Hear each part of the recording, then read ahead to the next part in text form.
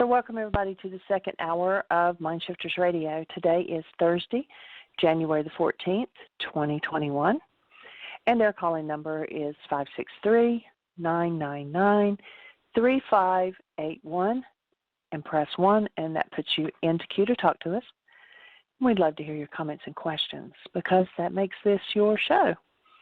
We'll give Michael just a minute to get dialed in, and I invite everybody to go to the website and click on either Start Here or the bullseye. That takes you to where there are all the worksheets. There's audios, videos, MP3s. There's lots and lots of information out there. Put the tools to work in your life, and you will see things change. It's always an inside job. So Michael should be with us here momentarily. We hope everybody is doing well in this crazy world between COVID and the politics. The most important thing we can do is to hold the space, to stay connected to our source. You know, we tell the story, and it's on the website, of the rose and the butterfly, and they meet and they fall in love and they have an awesome time together, and one day the butterfly up and flies away. And because the rose thinks that there is nothing greater than the love of that butterfly, it uproots itself to give chase. And then we always ask, what happens to the rose when it's uprooted? It dies because it made something else more important than staying connected to its source. The most important thing we can do is to stay connected to our source. Michael, there's a lot of noise going on in your background there, but welcome to the show.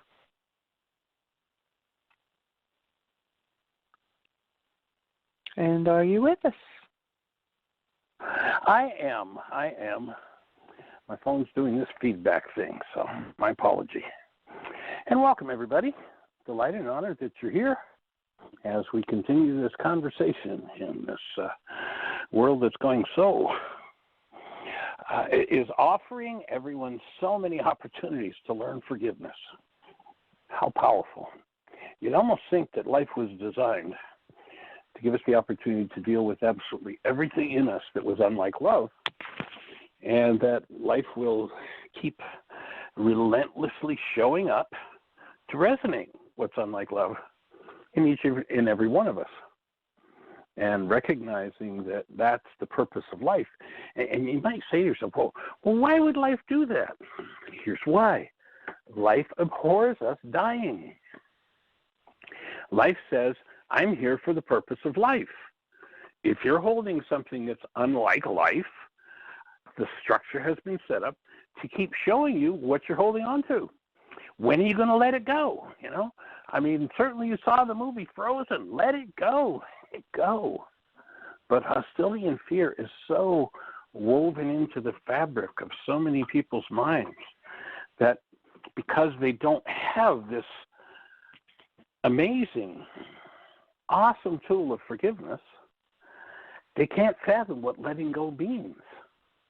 They think, oh, well, maybe it means shutting my mouth, or maybe it means I let somebody else off the hook for what's happening inside of me.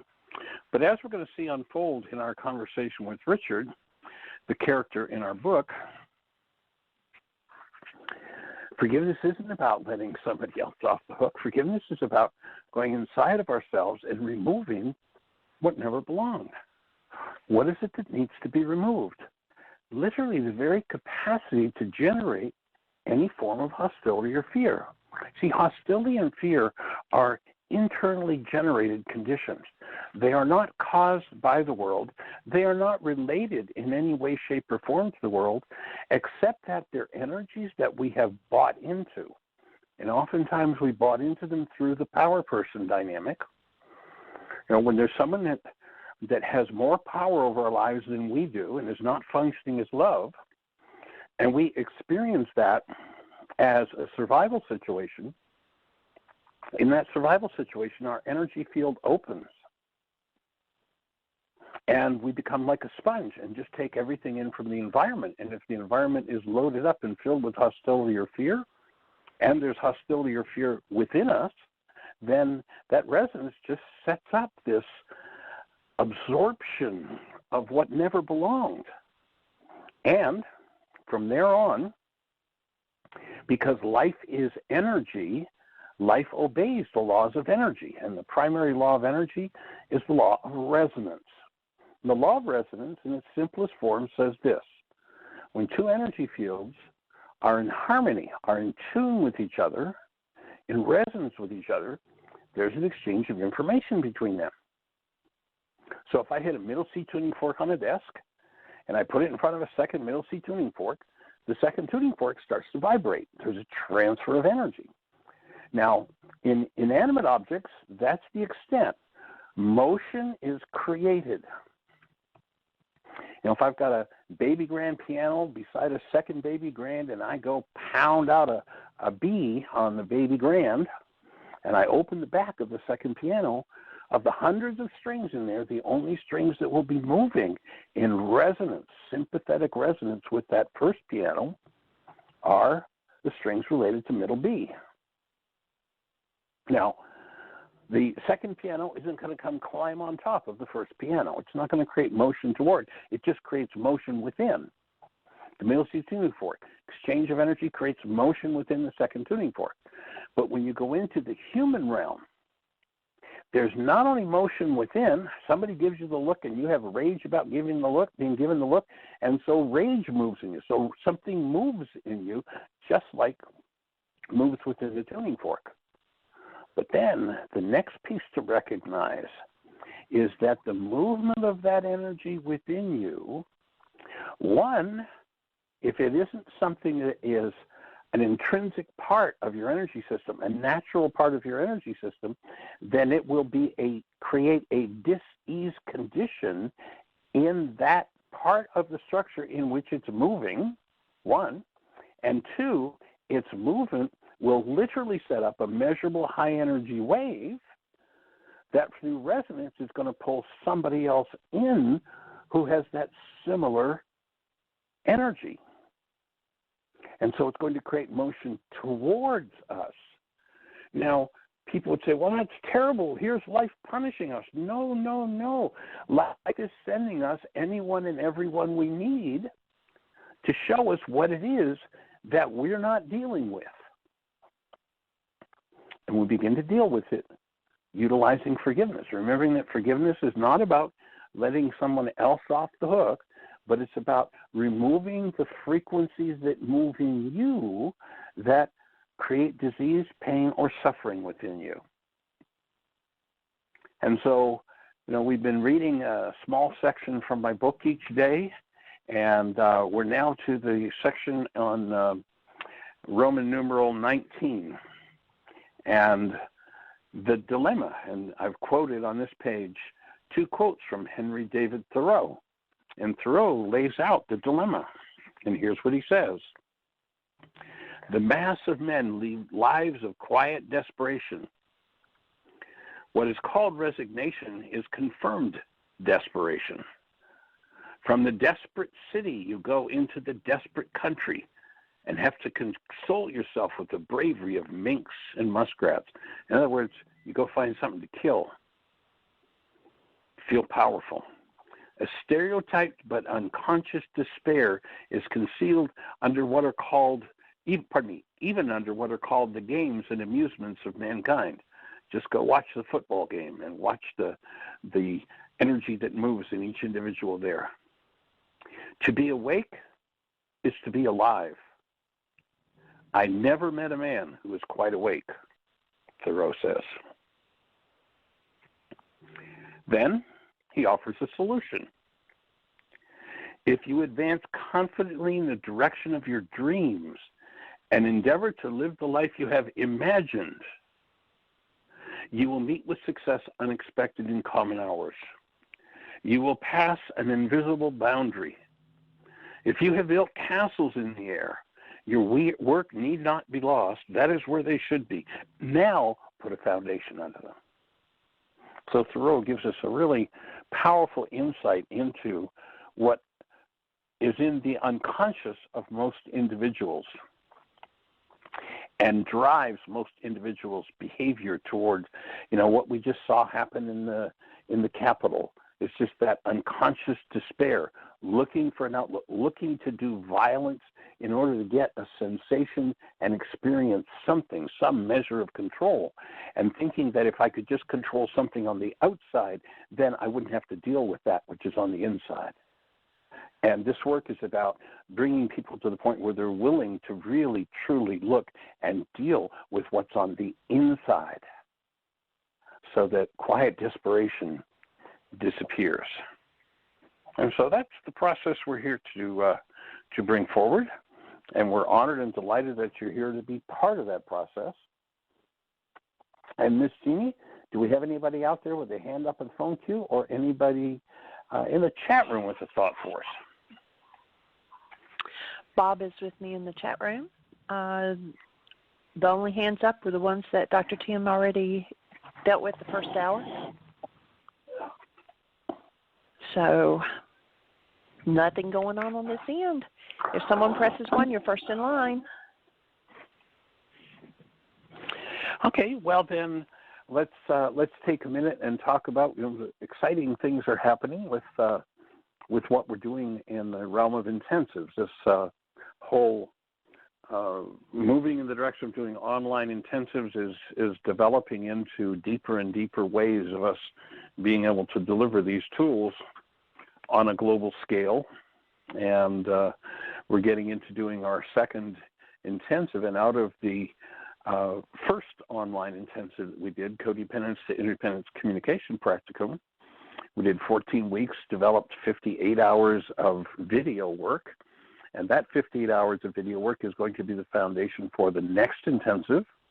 And in personal interaction in the next intensive, we'll create still an additional 28 hours of video. So that's going to take us up to, I think it's 86 hours of video for those who do this next intensive. And you'll have permanent access to those 86 hours of video.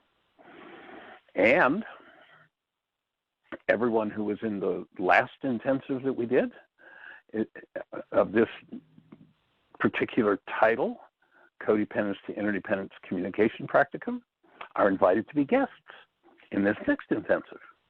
And once we complete this one, the next time we do it, then everyone from the first and second intensive will be invited to be guests in the third intensive.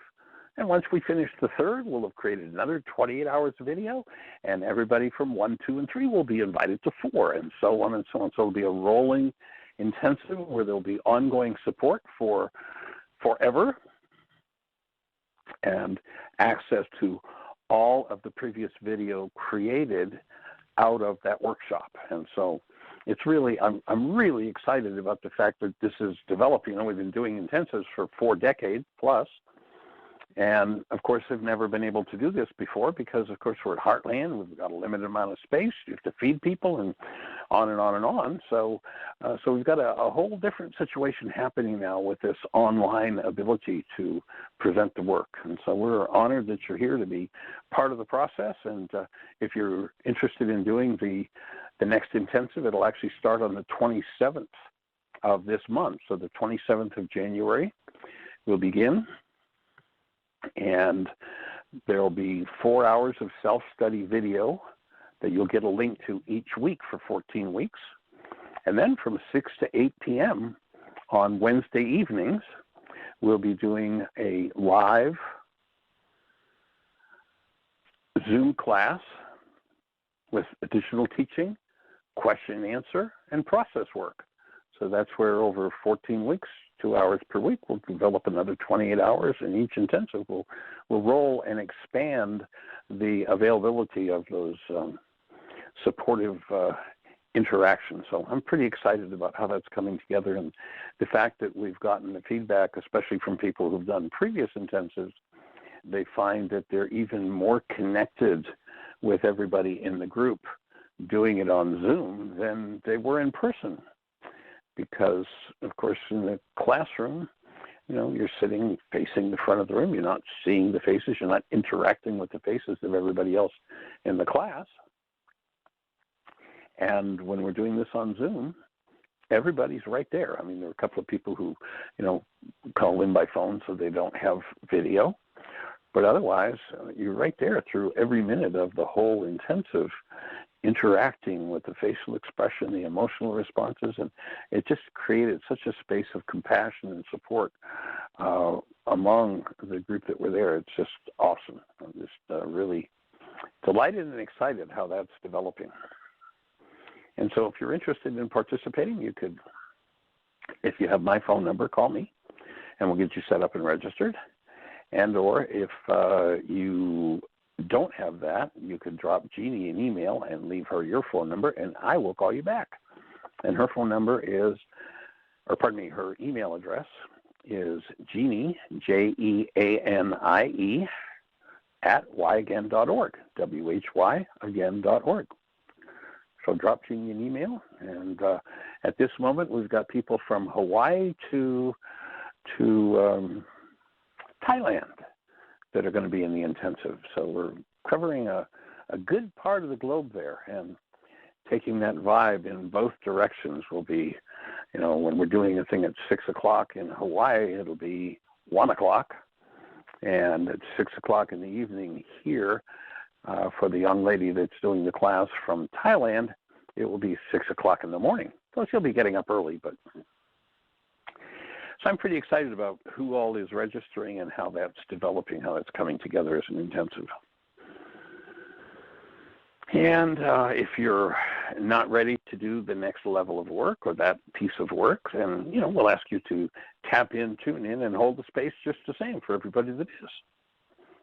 And we'll be, as the last intensive unfolded, another part of the support that we're offering to people in the intensive is, of course, the radio show. So, the last intensive, we got to do some processing right out at the intensive from here on the radio show from people who were involved. And so, all in all, it's just like everything is balancing out to create more and more support for this understanding and the practice, in particular, first century Aramaic forgiveness. So we're adding several other tools during this particular intensive. We'll be doing the workshop, Why Is This Happening to Me Again, the forgiveness work. And we'll be doing the workshop, Healing Through Relationships. We'll be doing the workshop, Communication. Did you hear what I think I said? Codependence to interdependence, Mind Shifters, and Still Point Breathing. And we'll do those, if you've been at one of those live workshops where we've done it, in a 2-hour, 2.5-hour evening or a Sunday afternoon, we do that in an information format. In the intensive, we do it in a process format. So there's interaction, there's questions and answers, and space for processing. And it was just some really powerful processing that if you choose to do this next intensive, you'll be privy to. You'll be part of that. So pretty cool, pretty sweet. And so if you're out there in listener land, that opening was short, but covered a lot of territory. Motion toward, does that open any questions for anyone? Anything that you would like to have support with? How can we be there for you? And what refinements, what support do you need in the work that you're doing? If I'd been in your hometown, at your local library, your local church, or your local university, or maybe even in your local prison, and I'd presented just that initial 10 or 11 minutes about resonance and energy. And I finished and I walked down off the stage. You were in the audience. Would you be coming over to me and saying, well, Michael, what about? And please push one and ask that what about question. Oftentimes, we one of the beauties of doing this work is we get to interact with so many people from so many different cultures, so many different places in the world, people who have thought and perceived and constructed their lives in ways that I never could have imagined. And every time someone who's in that place comes to the work, we get this blessing of their questions that take us into areas of life and into ways of thinking and into arenas that we've never conceived of. And so your question may just be the one that opens the next piece of work for me or for Jeanie or for someone else that's listening.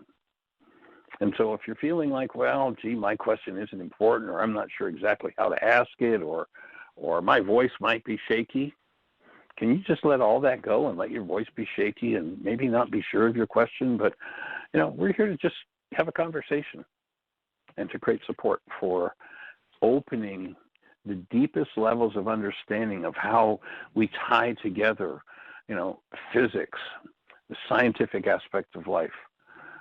How did the original Aramaic theology fit into this? How does physiology work? How does genetics work? How do linguistics tie in here? We're looking to bring together all of these disciplines, and I've had people from every walk, every discipline. I remember I did a Why Is This Happening to Me Again workshop in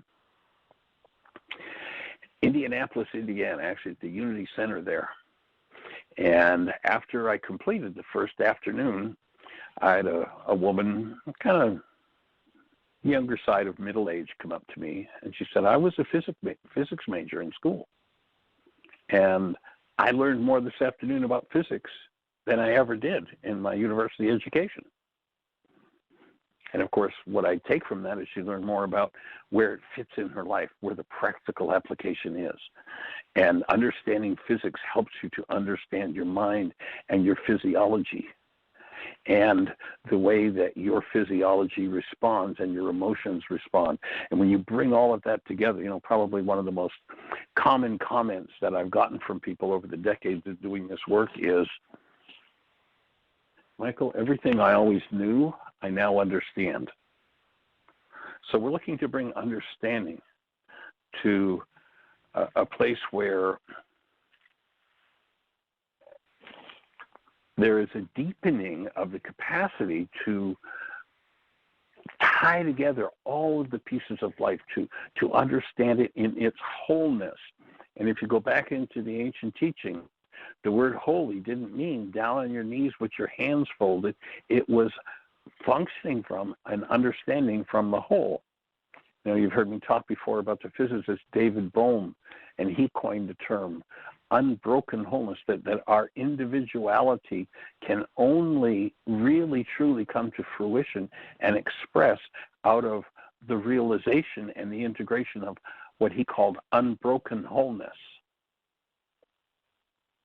And our culture, our language, our ways of being taught, the way we teach, and I really shouldn't say teach, because teach is education. And educare means to draw out. It does not mean to put in. Oftentimes, as well-meaning and as wonderful and caring as teachers are, oftentimes there's this thinking, at least in my experience, that, well, all I have to do is fill this little mind with information.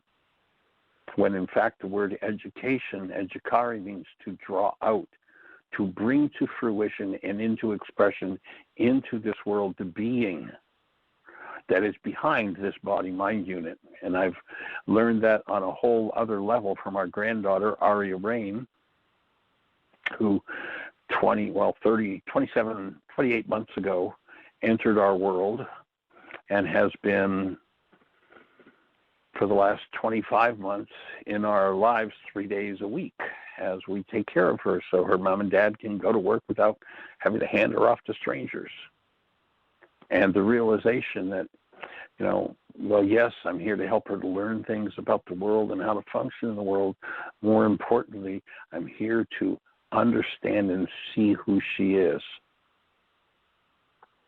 And by being in resonance out of the truth of my being with who she is, to assist to draw her being into her body-mind unit, into this world in full conscious expression. And it's a really powerful, powerful gift to be given, and a pretty awesome responsibility to take on when you do that as a parent. And so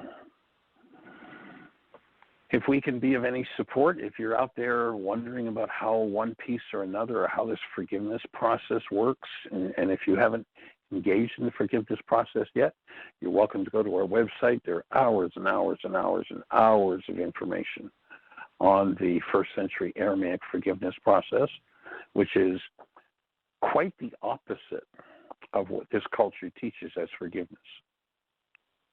If Yeshua, the originator of the idea of true forgiveness in our culture, were to sit in a conversation where most people in this culture are talking about what they call forgiveness, he'd say, that's all Greek to me. Bears no resemblance to what he taught as forgiveness. And if you think forgiveness is about letting somebody else off the hook because there's pain or trauma resonating or moving in you, you're deeply, sadly mistaken. When you understand forgiveness, you will never, ever forgive anyone ever again for anything. And the reason you'll never forgive anyone for anything is because you can't. Forgiveness isn't about what the Greeks taught us, letting somebody else off the hook for what's happening inside of us. You know, if we meet another person, another middle C tuning fork that has pain similar to ours, or a matching bag of garbage, and their garbage is resonating and it sets ours to motion, letting them off the hook because our garbage is moving is nothing to do with forgiveness. Pardoning, yes, if I choose to let them off the hook because of what they've resonated in me or what they've done, that's pardoning. It's a nice thing to do, but call it what it is. If you call letting somebody else off the hook forgiveness, then you'll never do your actual forgiveness work. If you recognize that letting someone else off the hook for being the middle C tuning fork that resonates your terror or your trauma, then fine, pardon them, call them what it is, and then forgive as to your terror or your trauma. Remove that energy that is moving in you, and you will be alleviated of it. So forgiveness is about alleviating yourself of what never belonged within your human energy system in the first place.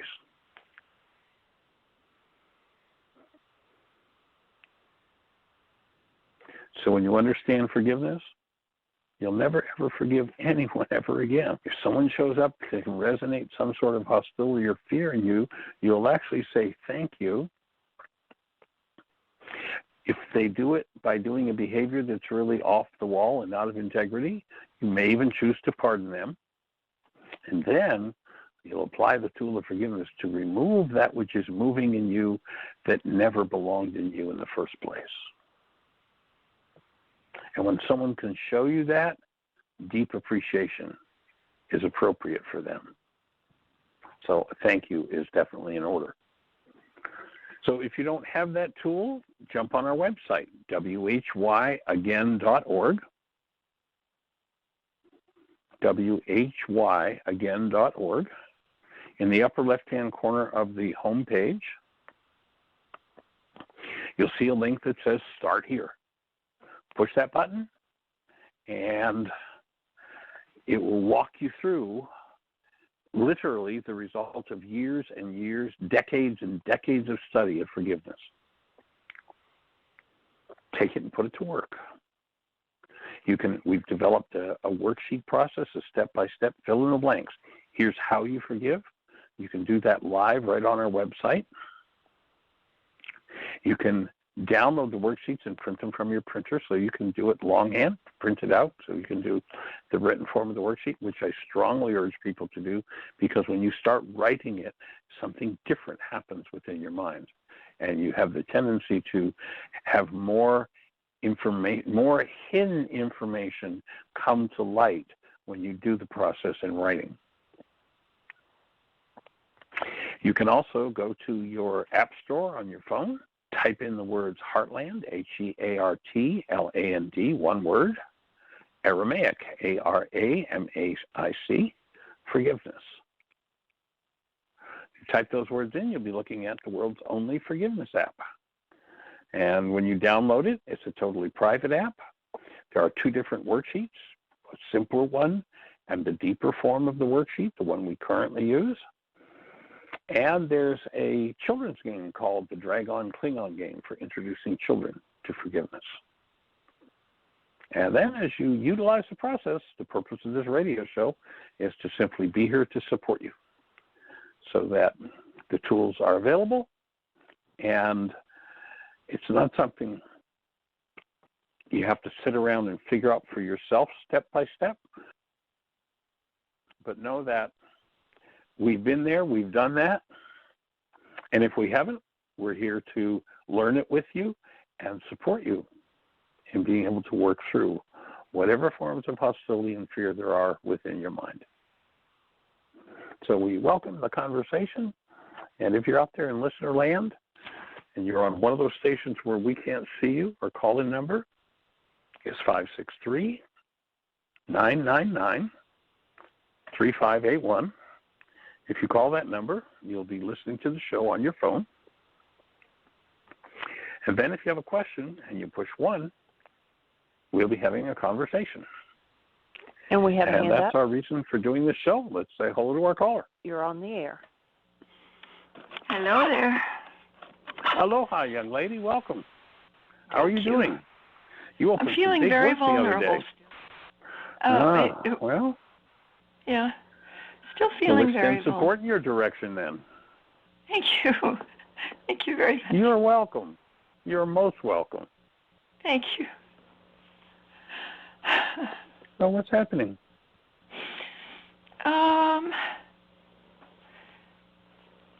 I don't know exactly. I just felt I worked. I sometimes work in the middle of the night. I have a little job. I put labels on things. And I worked from 3 until 5, and then I came home and I couldn't go back to sleep, and so I started calling my friends on the East Coast. I guess what's happening is I'm feeling the need to connect with people who I know and love. I'm really feeling a strong need to connect. Well, we're here to breathe with you, so let's just take a couple of deep breaths together and let that be the opening of that connection. What did you say? I say let's just take a couple of deep breaths together and let that be the opening of that connection on a deeper level. Yeah.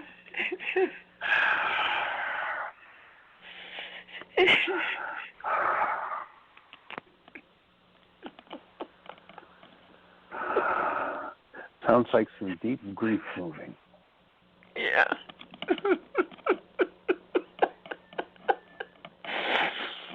I think it's I think I'm accessing the feelings that were triggered a week ago, that I think I must have been in shock for a while.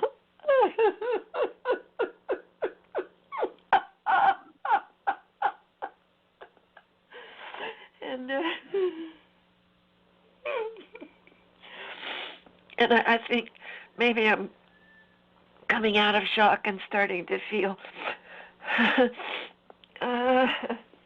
more directly what I find myself in fetal position a lot. That's what I'm sitting. I'm sitting in the fetal position right now.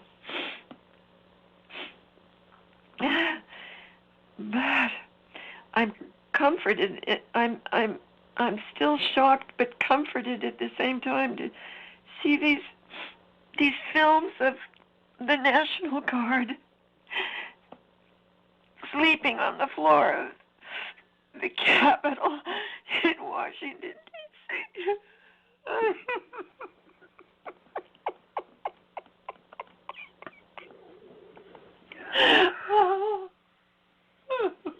So it's really setting up a resonance in you. Well, to feel protected, I guess. You know, I just feel very vulnerable. I had this realization that one of the first outreaches that Trump did when he took office 4 years ago was to go to North Korea to get to know Kim Jong-un. And you know, he's big buddy with Putin. And I had this realization yesterday that maybe what he's always wanted is just to be a dictator, and so he likes these other guys who are dictators, you know. I think it's very scary. It's very scary. So my offering would be that, of course, it isn't scary. It's just what it is. But I hear that it brings up fear for you. Yeah, it brings up fear for me, and it's the fear of losing our culture.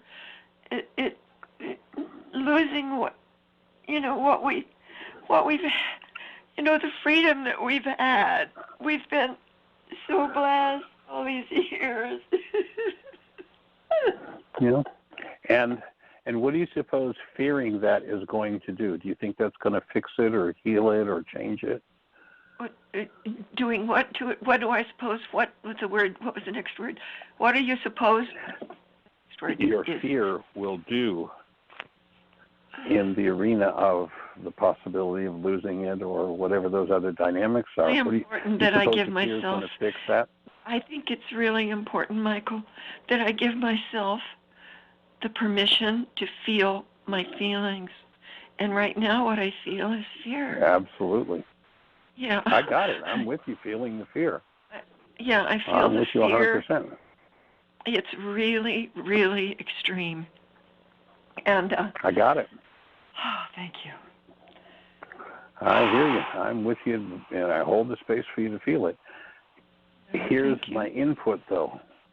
Yeah. If you think the fear is caused by that, then you will lend energy to the possibility of that happening. Job gave us the lesson thousands of years ago. That which I feared most has come upon me. Yeah. When I shift out of it and I truly let myself feel my fear directly rather than filtering it through that, when I own it, wow, the possibility of losing those things really brings up deep fear in me. Then I can move to the next level of authentic fear and process through it. But as long as I filter it through the belief that that causes my fear, I'm now dissociated from the root of my fear, and I will never heal it. I think I understand that. Good.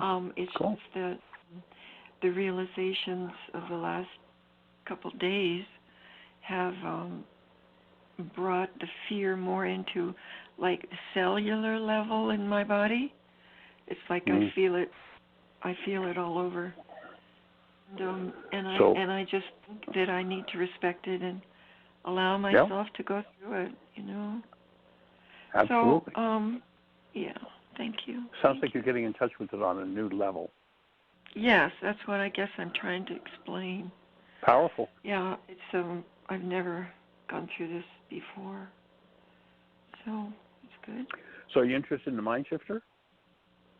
Sure. Let me get a pen and a piece of paper. Okay, I'm ready. Okay. Mm-hmm.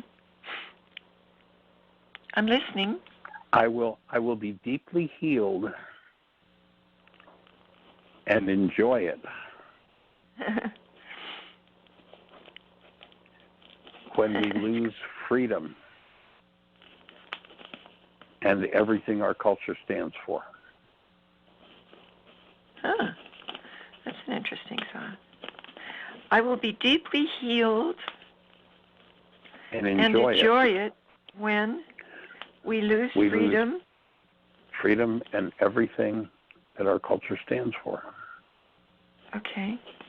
Well, that should be interesting. And let yourself breathe with that and see what that brings up. Remember, the purpose of a mind shifter is to resonate the deepest hidden parts of the mind. And you've given us the surface look at that. So as you work with that mind shifter and become receptive and breathe and let it open, you'll open the next level of what that's about and be able to throw it off. And then I'm still writing. Healing space. I will be deeply healed and enjoy it when we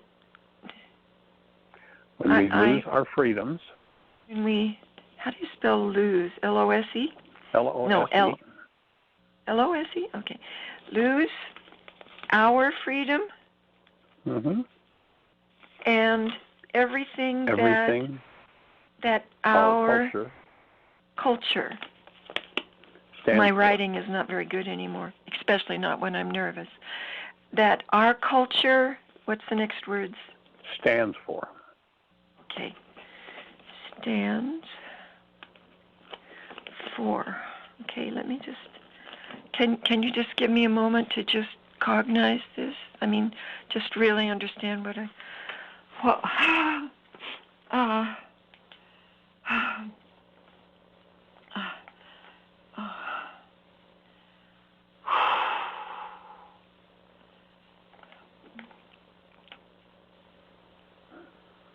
Oh, yes. I guess that when I was writing that just now, it reminded me of something else that I have realized. Is that many of those people a week ago had served in the military, and I was thinking how wonderful it could be if somehow we could begin to, at this moment, right now, as I'm speaking this into your listening, and all of you who are on the call, how wonderful it would be if we could begin the process of releasing the compulsive need that we feel is necessary to protect ourselves, which of course is based upon fear too, by creating what we call the military, and there's something wrong with that. With it's like you were talking about, if you fear it, then your fear will, you use different words, but basically what I felt like you were saying was what you fear will come upon you. And I think that I want to include in that awareness the fact that when we automatically accept that every young man, and perhaps woman if she feels called to it, will be called to serve in the military, which is an ancient establishment, which was based, hundreds and God only knows how many, even thousands, I don't know how long it's been around, but it was to serve the king. It was to serve somebody else. You had to be willing to give up your life, and I mean, that's a crazy way to live. That's no way to live. That's no way to live.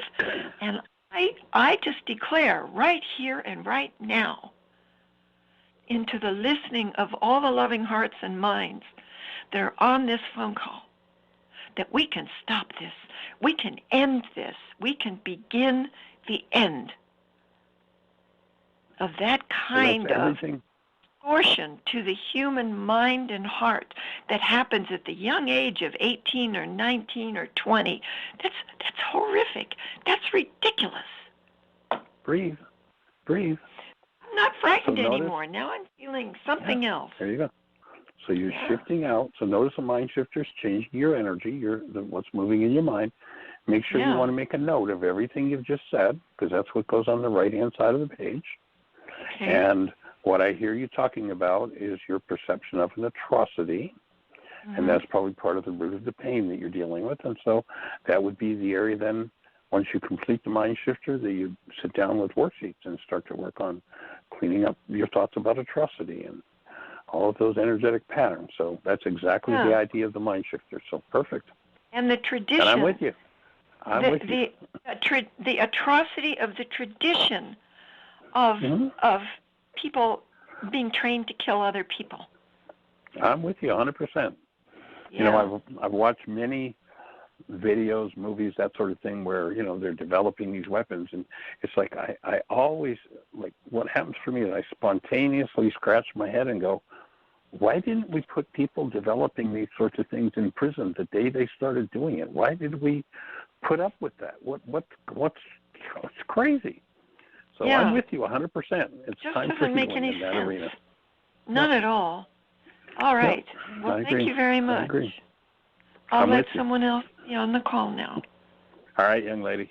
We'll hold you in a blessing. Thank you so much. All right. Aloha. Nice shift. All right. Bye-bye. Aloha. All right. I love that word aloha.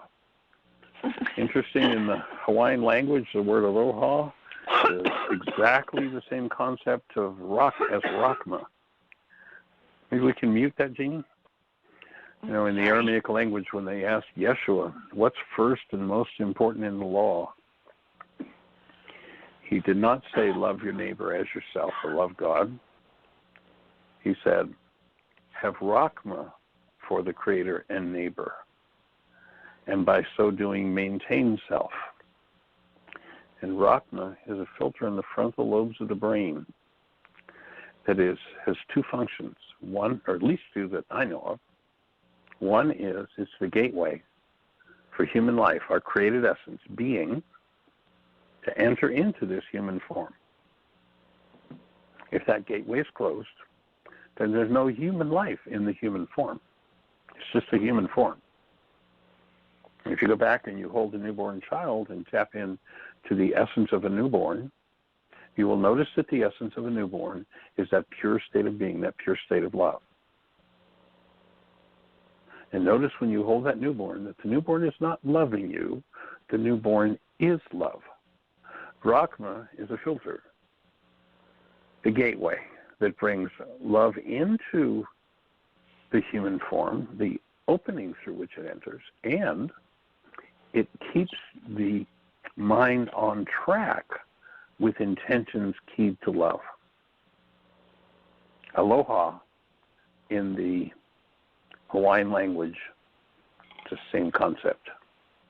And you'll notice, you know, you've perhaps heard the Hawaiian term haole. They refer to Westerners as howlies. And the word haole means greet without breath. You know, our greeting, you know, reaching your hand out, it's seen in this culture as a sign of friendship by reaching your hand out to shake hands with somebody. But it's actually rooted in the tradition of war. Just exactly what was just being spoken about.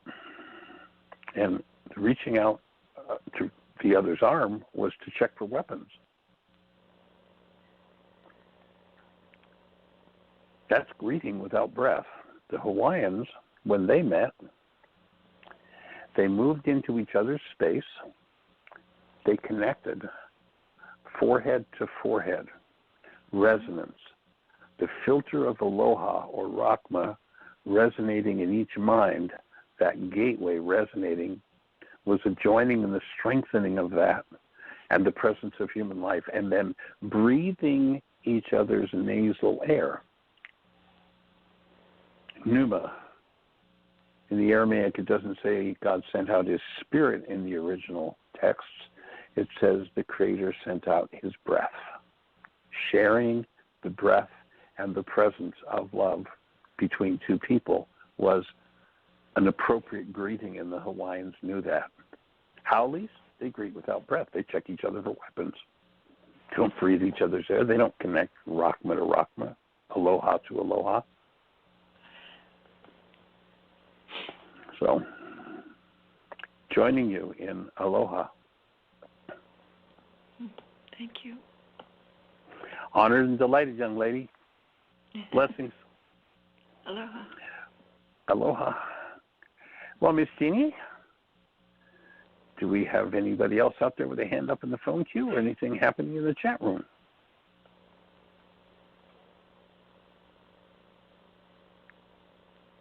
Hello, Jeanie. Maybe Jeanie's gone to take care of something for her dad. He's downstairs, so I suspect that's probably what has happened. And you know, we could carry the conversation on into more of the Hawaiian philosophy. You know, there's a forgiveness process that's used in Hawaiian. It's called ho'oponopono, and it has to do with the removal of energetic patterns that don't belong. And oftentimes it's been misinterpreted in this culture as more of the I'm going to let you off the hook for what's happening inside of me. But and the language has been westernized and turned to a great degree backward. If you're familiar with the pattern, it's I love you, please forgive me. Let's see, what's the third one? I love you, please forgive me. Not remembering what the third one is offhand. You is part of it. We pardon me? Thank you is part of it. Oh, thank you, yes. Yeah. Oh, yeah. So and it's my offering would be... The word is ho'opono. The word is ho'opono, pono. Pono means good, delicious. Huh? And pono would be that we're sharing that. The good. Awesome. Mm-hmm. Sounds right on with the connecting of Rachma to Rachma. Right. I see people do that. I mean, just on a... And when I go down, you'll see these people putting their foreheads together. You see it around you. Yes. I thought it was interesting in the film, what was the film, Off on Another Planet, where they were trying to take over, what's the name of that film? Trying to take over this culture because it had some valuable mineral that the warlike creatures from Earth wanted. Anyway, they did the same greeting. That was how they greeted, and their greeting, their words were, "I Avatar. see you." Avatar, yes. Oh, yeah. So rather than number one,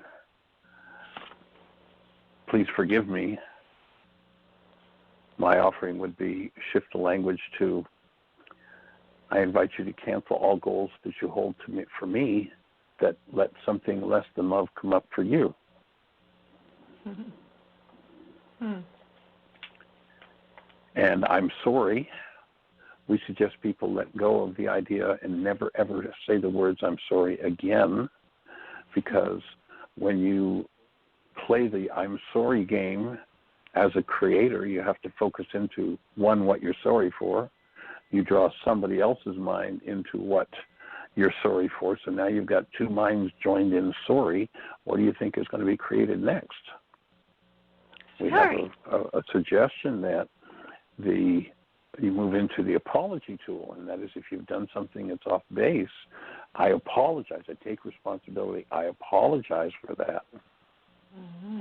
And then focus into what you're going to do to replace the error that you've made. So you own your error, you acknowledge your error, and then what's my replacement going to be? If I stepped on your toes, rather than I'm sorry for stepping on your toes, which keeps everybody in the conversation focused on toes being stepped on, I apologize for stepping on your toes, and what I'll do in the future is pay attention and make sure that your toes are taken care of. Mm-hmm. And so there's not a need to forgive me, not please forgive me, but rather if it's brought something up that's less than loving you, then I invite you to let loose of that, and I'll do the same. Yeah. So, and thank you, the gratitude piece. Yes, gratefulness. Mm-hmm. Yes. Jeanie, you there?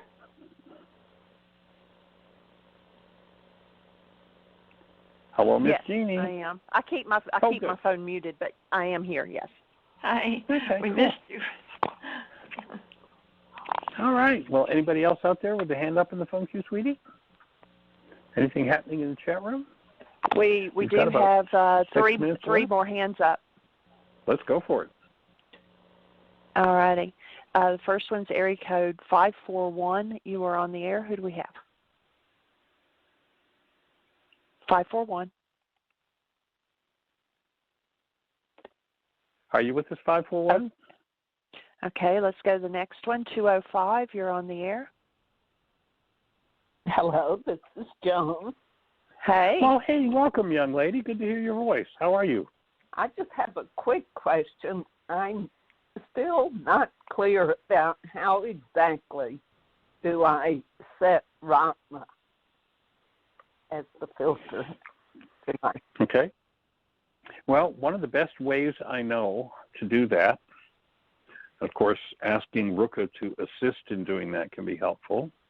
But one of the best ways I know is to close your eyes, go inside, and allow yourself to smile. Really be aware of and feel the energy of your smile, and as your lips turn upward in that smile, allow that energy to move up the front of your face. And as that energy reaches the frontal lobes of the brain, the energy of that smile, it opens Ratma. Yeah. Well, I had a simple question. You gave me a very simple answer. Thank you. And it works. Sweet. Awesome. I'll be trying. All right. Well, anything else to report? Anything else on your mind? No, I think you have one more person with a hand up, so I'm complete. Okay. Blessings. Okay, area All right, code Miss Jeanie. 828, you're on the air. Hi, this is Magda. Welcome, Howdy. young lady. How are you? Thank you. I'm good. Quickly, of course, because there's just a few minutes, the issue of feeling really having all of my fear energy come up happened with me last week too, but not immediately. First thing that happened was just watching and taking it in and going, okay, send love and light to this situation and all of us and all those people. But then a couple of days later, I got in touch with how angry I was toward the president, toward all of those people, what they did. So after a couple of those worksheets, I realized what else was going on under that was fear for my own safety. We live, probably as you know, Michael and Jeanie, in an area where almost everyone has guns and rifles, and many of them, and a lot of people have come here to hide out from what they call that nasty government. And I know some people personally who would be all for what happened in D.C. So I became very fearful about what might happen with us, because I think people know that we don't agree with that. And so the last worksheet ended up with realizing that the reason I thought I was in danger was because I had a belief that I could actually be harmed. And through that worksheet, I got to the reality, the actuality, that we are eternal beings, and nothing can really take that away. Nothing can harm me. Can harm my body, yeah, but not the true essence. Can't touch you. So that was, it was quite a trip. Quite a trip. Sounds like a powerful journey for you. That's sweet. It was. And what I decided to offer at the very end of that worksheet was my willingness to solidify my realization of my own safety, the safety of my soul, my being, by regular meditation, because I have not been doing that. And so I know that I need and require that to balance out everything else. And the beauty of that piece of work, look at the place you've arrived at. Guess why people are running around with those guns, wanting to point them at somebody and protect themselves, because they're not feeling safe. So here now, and the phone's going to cut us off, but the radio's going to cut us off, but here you are creating an energy field, feeling safe. So here now, and the phone's going to cut us off, but the radio's going to cut us off, but here you are creating an energy field of safety. That's where people heal. So nice work. Cool. It's what we need. It's what they need. It's what we all need.